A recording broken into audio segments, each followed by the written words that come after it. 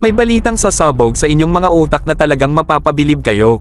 Ready na ang inyong sarili dahil ang Special Forces Regiment Airborne ng Philippine Army ay magpapakita ng kanilang husay sa tulong ng mga kaaya-ayang kasama.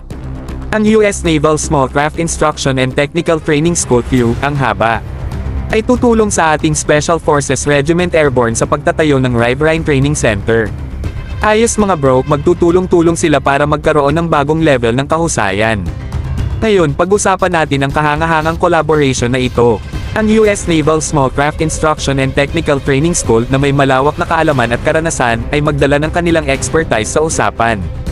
Magkakaisa sila kasama ang Special Forces Regiment Airborne ng Philippine Army upang magtatag ng isang world-class na training center na nakatuon sa mga operasyon sa ilog. Talagang nakaka-excite. Mga bro, ang Riverine Training Center na ito ay magiging isang game changer. Ito ay magbibigay ng mga kasanayan sa ating Special Forces Regiment Airborne upang mag-navigate at mamahala sa mga river environments ng walang katulad. Isipin nyo ang bilis ng mga bangka, mga tactical maneuvers at mga covert operations. Parang eksena sa isang action movie. Sa tulong ng collaboration na ito, ang ating mga sundalo ay magkakaroon ng access sa dekalibreng mga pamamaraan ng training, pinakabagong kagamitan, at isang bagong antas ng kahusayan. Hindi sila mapipigilan, sila ay magiging isang puwersang dapat igalang.